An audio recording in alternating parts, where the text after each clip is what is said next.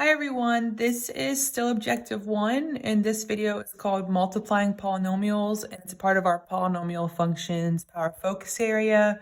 So we're actually doing the opposite of what we've been doing in class. We're going to take two parentheses and we're going to multiply them together, but we're still going to use our four boxes to help us. So you want to start by taking your first parenthesis and putting one term above the first box, and then the second term, which is -3, above the second box. So again, it's like working backwards from what we've been doing in class. And then my second parenthesis, x minus 4, put the first term on our side box, then the -4 on our other side box. And then after that, we're going to fill in these four squares by multiplying, which is the title of this video, multiplying polynomials. So, for example, this first box is going to be taking 2x times x.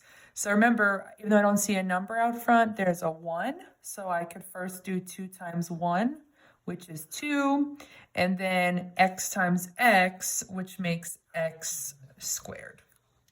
So that's our first box. Our next box is going to be multiplying -3, but then across is still 1x. So -3 times 1x. Well, -3 times 1 is -3.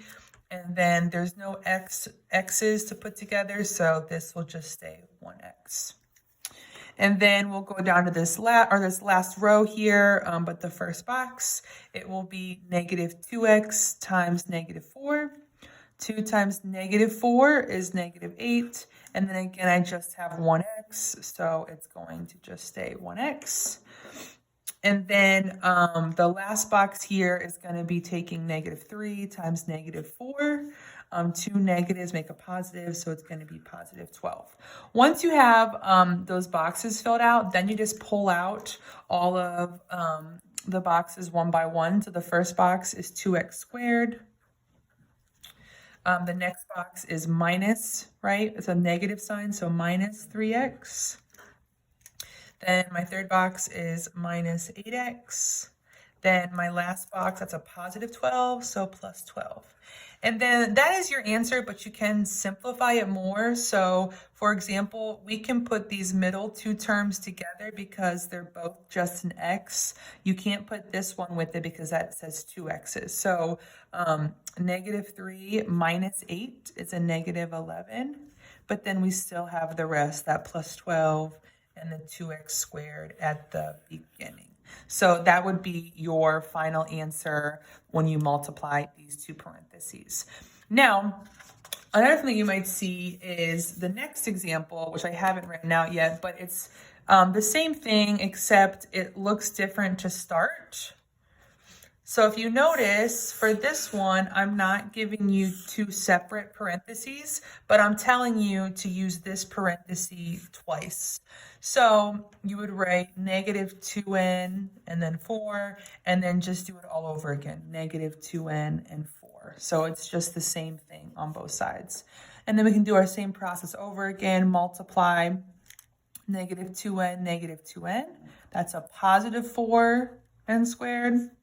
This one is 4 times -2n, which is -8n. I'm going a little quicker through this one. This box is going to be -2n times 4, -8n.